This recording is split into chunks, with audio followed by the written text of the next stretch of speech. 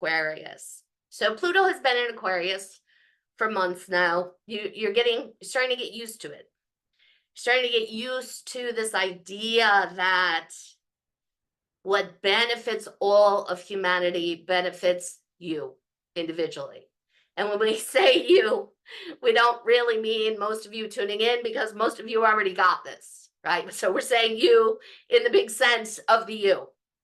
And you may start to see this from politicians and other leaders in your communities expressing these kind of thoughts even more.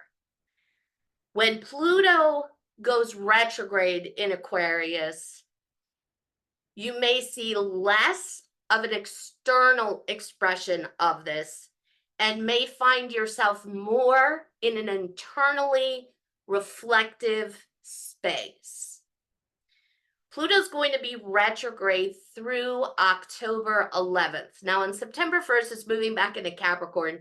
We really don't want to talk about that right now, because we're going to talk with you all about this when you get closer to it. So we're going to stick with just the retrograde phase. So what you may find is that you spend the next few months after the excitement of Beltane. Right, so Pluto goes retrograde the very next day on May 2nd. That's a big shift, right? You're going to have this big, exciting energy where you're going to highlight all this newness for yourself. And then Pluto's going to retrograde in Aquarius and take you inside. And you're going to get to really reevaluate, okay, what in my life allows me this excitement, this joy, this journey, and perhaps what does not? And how can I start to think about what do I need to heal, shift, alter, change within myself that then allows that external reflection in a more brilliant and obvious way?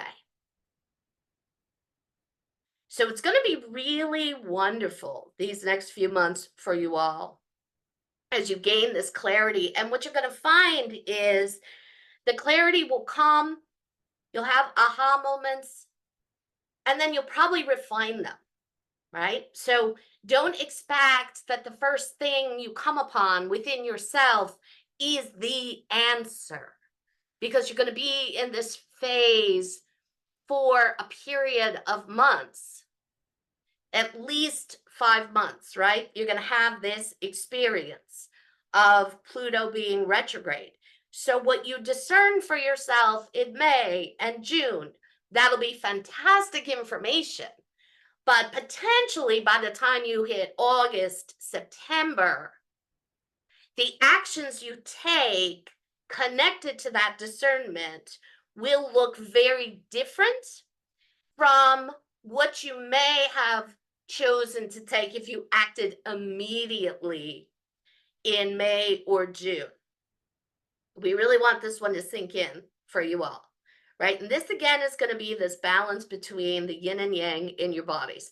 There will certainly be things that you can and will feel inspired to take action on earlier on in those months, and that's fabulous. But if you have uncertainty, right? If you're looking at something and saying, oh, this is where a change is needed, but I don't know what the fuck that change needs to be. Don't let your head get involved then and give you instructions about what it should be, because that's not going to be the right answer for you. That's your anxiety kicking into gear, right? Activating the mental body that always wants an answer. It always wants to know. It wants to know right now every single thing, and you just can't. That's not the reality you're existing in. It's not the operating system you have. So when your mental body engages, take a breath and tune into your physical body and ask yourself, where am I holding my anxiety right now? Where am I feeling anxious? And then just give some unconditional acceptance and love to the aspects of you that are feeling anxious in the moment, that want to hurry up and get to the end of the story. And there is no end to this story.